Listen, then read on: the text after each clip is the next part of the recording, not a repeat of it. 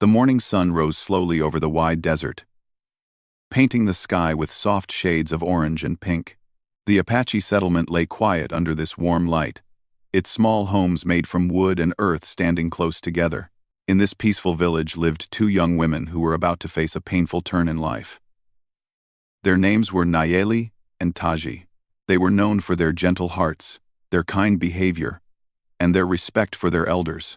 They were loved once, but now whispers followed them everywhere they walked.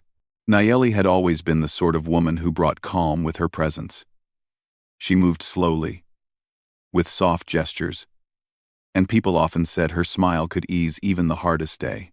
She had married a respected hunter in the tribe, and in the beginning, her life had been full of hope. She dreamed of raising children, cooking for her family, and watching her husband return safely from hunts. But after many seasons passed, she remained without a child. At first, people comforted her, telling her that some blessings take longer to arrive. But as more time passed, the comfort turned into murmurs, and the murmurs grew into criticism that felt like sharp stones thrown at her heart. Taji was different from Nayeli. She was quieter, sometimes misunderstood because she kept most of her thoughts to herself. Yet she had a strength within her that few could see. She had married young, believing she would start a family early. She was known for her skill with plants, especially healing herbs, and many women had once gone to her for help with aches, fevers, and small injuries. But when she could not conceive either, the same villagers who had once praised her began to question her. They whispered about fate, bad signs, and disappointment, even though she had done nothing wrong. In their community, having children was seen as a responsibility, not just a blessing. It meant the tribe would continue, their traditions would live on, and their people would grow stronger. Because of this belief, the pressure placed on women who could not bear children was heavy and unforgiving. Nayeli and Taji carried that weight every single day. They would hear mothers speaking in low voices, or see the way some would look at them with pity or judgment. Even when they tried to ignore it, the pain followed them like a shadow. Their husbands, at first, tried to defend them, but as time went on, they too grew distant. It was not that they wanted to push their wives away, but the expectations of the tribe were stronger than personal feelings. And so, the women who once felt safe in their own homes now felt like strangers there. Small arguments arose, quiet nights became heavy with silence, and the comfort of their marriages slowly faded. As more seasons passed without change, the elders of the tribe began discussing the future. The discussions were not cruel, but they were stern and traditional. The tribe had limited resources, and every person was expected to contribute to the next generation. The elders eventually decided that both Nayeli and Taji would no longer be part of the community. They did not call it punishment, yet it felt exactly like that. They called it release, a word meant to sound gentle, but the reality behind it carried the weight of rejection. When word reached Nayeli and Taji, their hearts broke in ways they could not express. They had grown up in this place, lived every season here, and knew every rock, every tree, and every trail. To be asked, or rather ordered, to leave meant losing the only world they had ever known. Neither woman had a voice strong enough to challenge the decision. Tradition was not something easily questioned. On the morning of their departure, the village gathered in the central open space. The air was quiet but thick with unspoken emotions. Some villagers looked away, unsure how to feel. A few offered gentle nods, though they did not step forward to help. Their husbands stood off to the side, unable to meet their eyes for long. They were torn between personal sorrow and cultural obedience. Nayeli carried a small bag with clothing and a carved wooden bowl her mother had given her. She held the bowl close to her chest, remembering her mother's warm hands and comforting voice. Taji carried herbs she had dried herself, a small blanket, and a leather pouch filled with water. She looked around slowly, taking in the sight of the homes she had once been welcomed into. Neither cried out loud, but both felt their tears inside, hidden deep. They understood that their lives were changing forever. They did not know where they would go, only that they had to walk away from the place that had raised them. When the ceremony ended, the elders signaled them to begin their journey. With the sun rising behind them, they stepped out of the boundary of the village. At first, their steps were small and unsure, but as they moved further away, their steps grew steadier. They did not speak at first. The silence between them was filled with understanding, as both knew the pain the other carried. The path ahead was dry and rough. The desert stretched endlessly, with tall cacti, thorny bushes, and uneven ground. The wind blew dust across their faces, and the heat rose slowly as the morning progressed. They walked with careful steps, saving their energy and water. They had no guide, no destination. Just the hope that life outside the village might offer something better, even if they could not imagine what that might be yet. After several hours, they stopped under the shade of a tall mesquite tree. Nayeli sat down first, leaning against the trunk. Feeling her legs shake from the long walk, Taji handed her a small piece of dried fruit she had packed, and Nayeli accepted it with a grateful nod. They ate quietly, the silence between them no longer heavy but peaceful. They were no longer two separate women with different pasts. They were now two companions sharing the same road. As they rested, they talked for the first time since leaving the village. Nayeli spoke about her fears, how she worried they would not find safety or shelter. Taji shared her hope, small but still alive, that maybe there were good people beyond the land they once called home. Their conversation gave them both strength.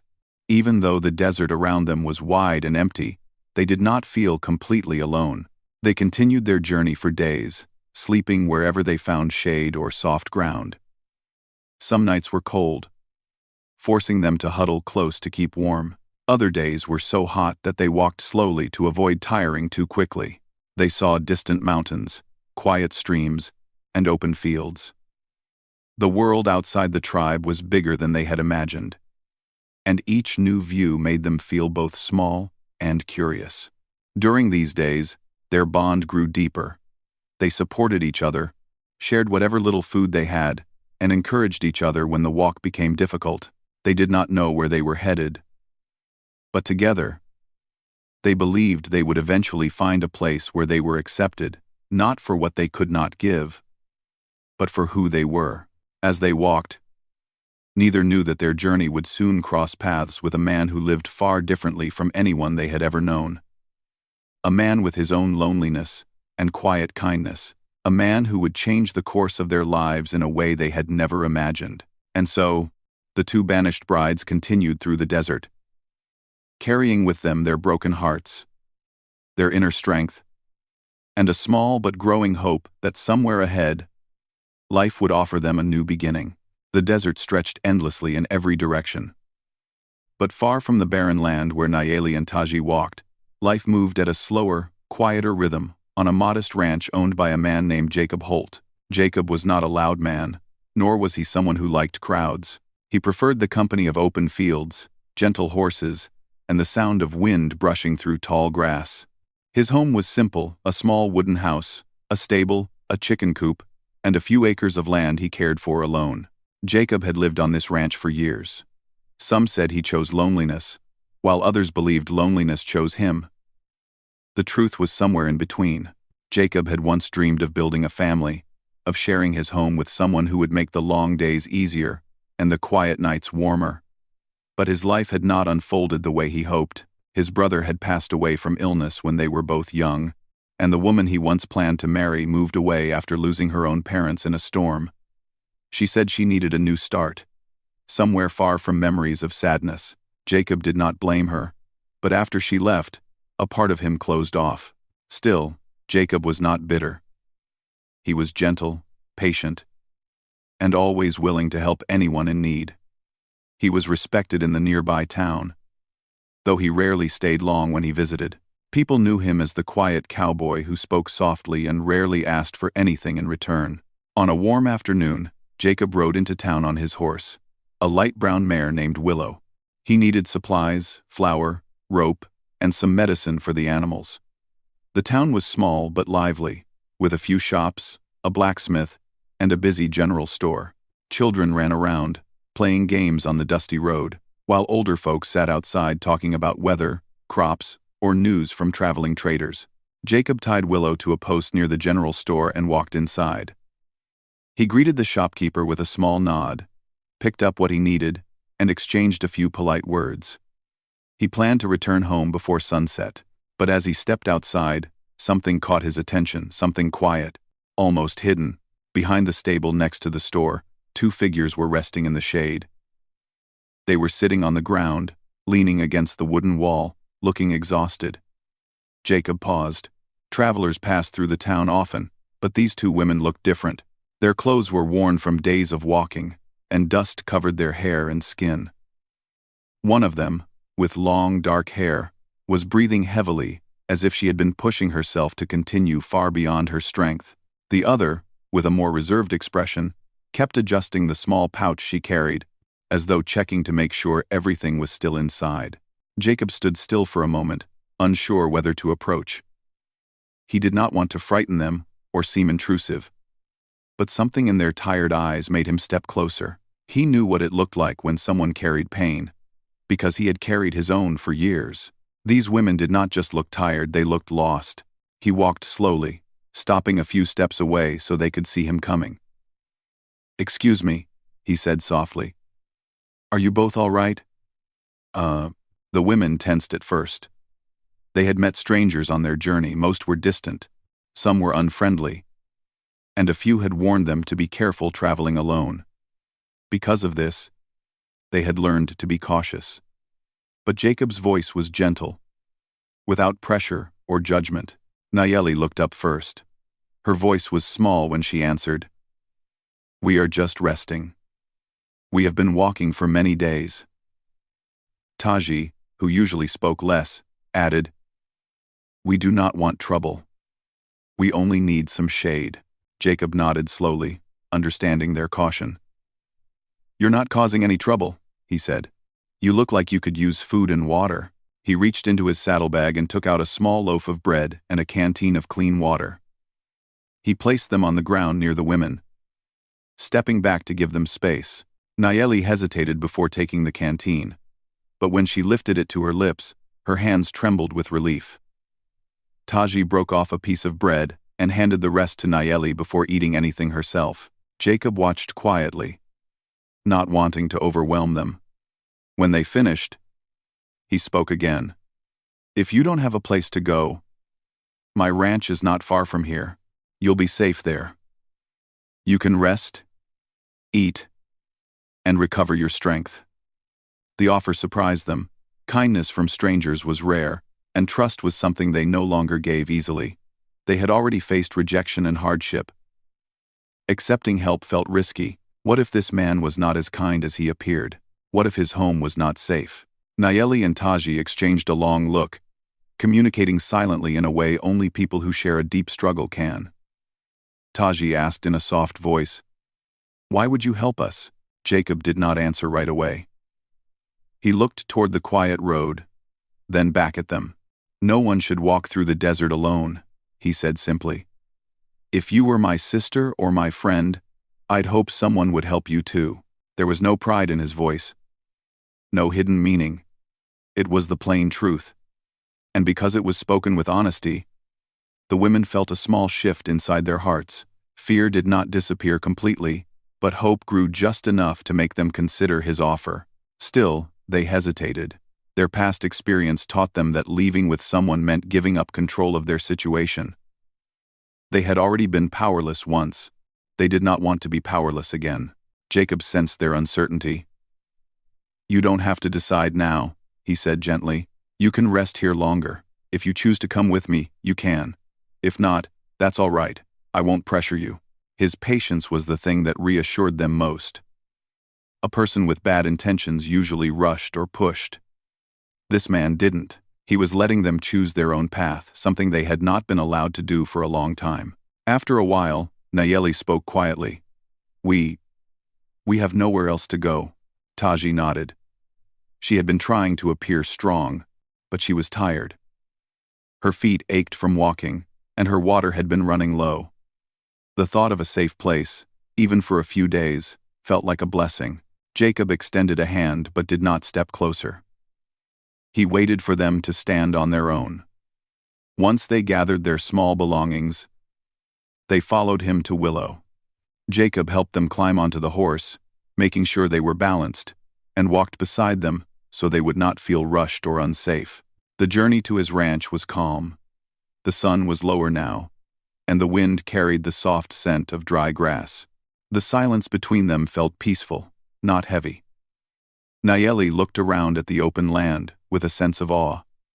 Taji observed everything quietly, studying the surroundings to understand where they were going. When the ranch finally came into sight, both women were surprised. It was not large or fancy, but it felt warm and cared for. A lantern hung near the door, glowing softly in the evening light. Horses grazed in the nearby field, and chickens pecked near the fence. Everything about the place looked safe, something they had not felt in a long while. Jacob showed them inside, giving them 2 small rooms to rest in. He brought them blankets, clean water, and a simple meal. He did not ask questions about their past or why they were alone. He did not expect anything from them.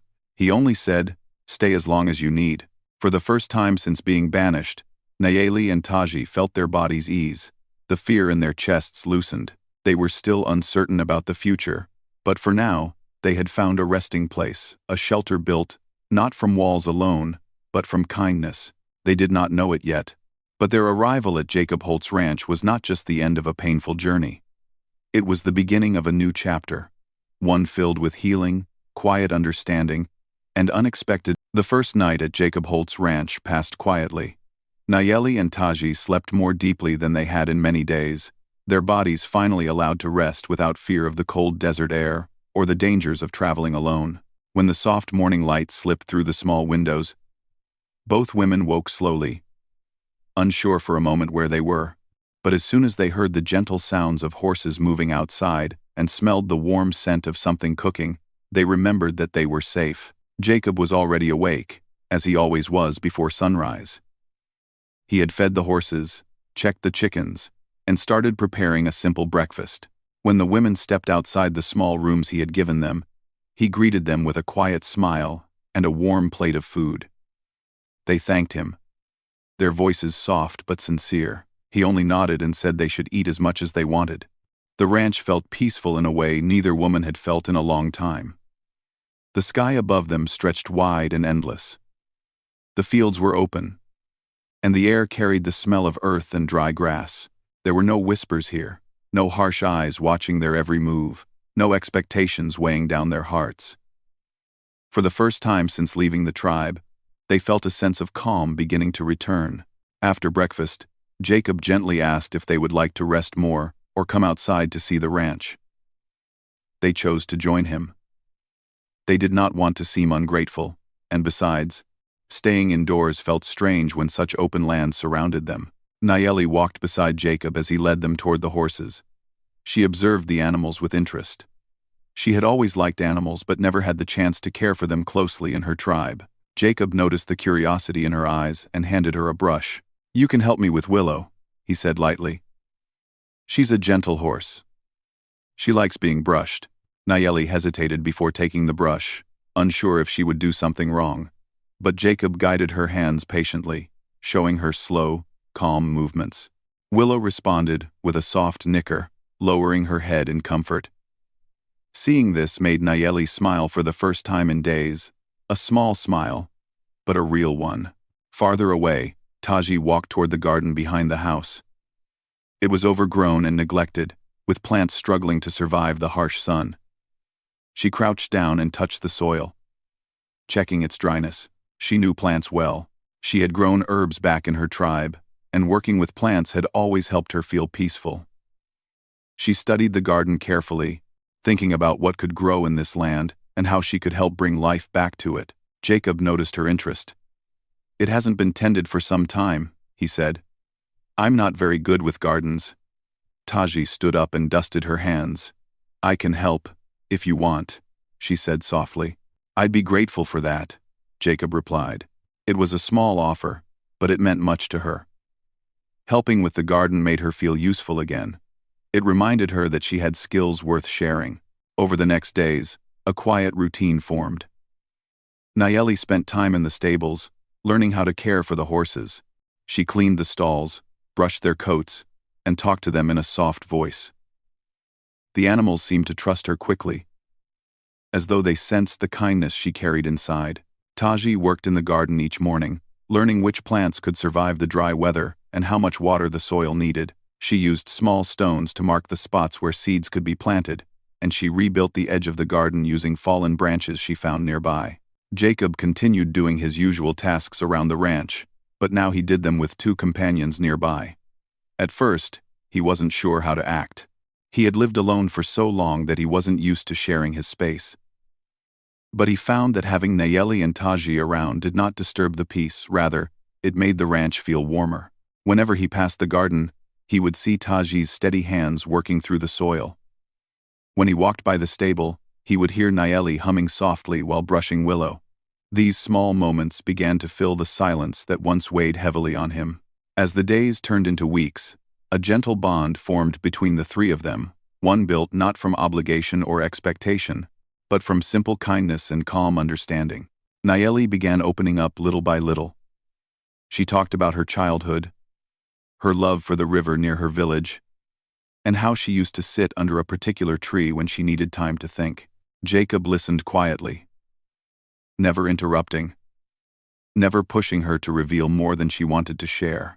Taji spoke less, but when she did, her words carried meaning. She sometimes told Jacob about the herbs she used to grow and how they helped people in her tribe. She explained which plants could ease fever, which ones soothed the stomach, and which ones helped with pain. Jacob admired her knowledge deeply. He had seen many travelers suffer illnesses during long journeys, and he knew her skills could help anyone who passed by the ranch.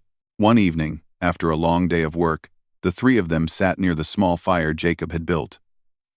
The sky above was filled with countless stars, shining brightly in the clear desert night. The sound of crickets filled the quiet air. Nayeli wrapped a blanket around her shoulders, while Taji warmed her hands near the fire. Jacob handed them cups of warm tea he had boiled. "You both have worked hard today," he said. Nayeli smiled shyly. "It feels peaceful here." Taji nodded. "It is quiet, but a good quiet." Jacob looked at them with a gentle expression. "I'm glad you feel that way. You're welcome to stay as long as you need." Those words, spoken without expectation, filled them with a deep sense of safety. They had been treated as burdens in their tribe, but here, they were treated with dignity. In the following weeks, life continued to change in small but meaningful ways. The ranch became more lively. Birds came to the garden as new plants began to take root under Tazi's care. The horses looked healthier with Nayeli's gentle attention. Even Jacob's old dog, who usually slept most of the day, began following the women around, sensing the warmth they brought. Sometimes, Jacob would teach Nayeli how to ride Willow. She would sit carefully on the saddle while he held the reins, walking beside her to make sure she felt safe. Other times, he helped Taji carry water to the garden or build wooden borders to protect new plants from the wind. The townspeople started noticing changes at the ranch, too. When Jacob rode into town for supplies, they asked who was helping him. Jacob did not give many details, but he spoke respectfully of Nayeli and Taji, calling them good people who were helping him around the ranch. Some were surprised, but most accepted his words. Jacob was known to be honest, and if he trusted the women, others were willing to give them a chance. Despite the comfort they felt, Nayeli and Taji still carried memories of their past. Some nights they woke from dreams that reminded them of their banishment, but whenever they stepped outside and saw the peaceful land, the horses, and Jacob's quiet presence, the fear faded a little more. The ranch had become more than a shelter. It had become a place where they were respected, where their skills mattered, and where their value did not depend on something they could not control. One afternoon, as the sun began to set, turning the sky into a warm shade of gold, Jacob walked toward the garden and found Taji planting new seeds. She looked up as he approached. "You're doing wonderful work here," he told her. She looked at the small plants growing in neat rows. "It feels good to help something grow," she said. "It makes me feel alive again." Jacob nodded. You and Nayeli bring life back to this place. I'm grateful. Those simple words touched her deeply. She lowered her gaze, not out of shame, but out of emotion she couldn't express easily. Meanwhile, Nayeli stood near the horses, brushing Willow's coat. She felt lighter than she had in months. Jacob joined her, and they watched the horses graze. This ranch is different with you two here, Jacob said softly. It feels like a home again. Nayeli looked at him with gentle eyes. It feels like a home to us too. The sun dipped lower, and the day slowly turned into evening. The three of them gathered near the porch, watching the sky grow darker as stars began to appear. They didn't need many words. The quietness between them felt warm and safe. None of them knew what the future held. But they understood one thing clearly together. They had created something special, a new kind of family formed not by blood or tradition, but by kindness, trust, and the slow healing of wounded hearts. As the weeks turned into months, the ranch slowly transformed from a quiet, lonely place into a warm and welcoming home. Jacob, Nayeli, and Taji worked together every day, sharing tasks, sharing meals, and sharing moments that grew more meaningful with time. What had once been only an act of kindness offering two strangers a place to stay had become something deeper, something none of them had expected. The garden behind the house was the first clear sign of change. Under Taji's careful hands, the dry soil turned rich again. Small plants began to grow in neat rows, their green leaves a symbol of new beginnings. She watered them every morning, watched the sunlight fall across the leaves, and smiled when new sprouts appeared. Jacob built wooden fences around the garden to protect it from animals, and Nayeli helped gather water from the nearby stream. The stable grew peaceful too. The horses trusted Nayeli completely now. Sometimes, when she approached them, they lifted their heads as if they recognized her footsteps. She spoke to them softly, brushing their coats, feeding them, and making sure their stalls stayed clean. The horses seemed happier, calmer.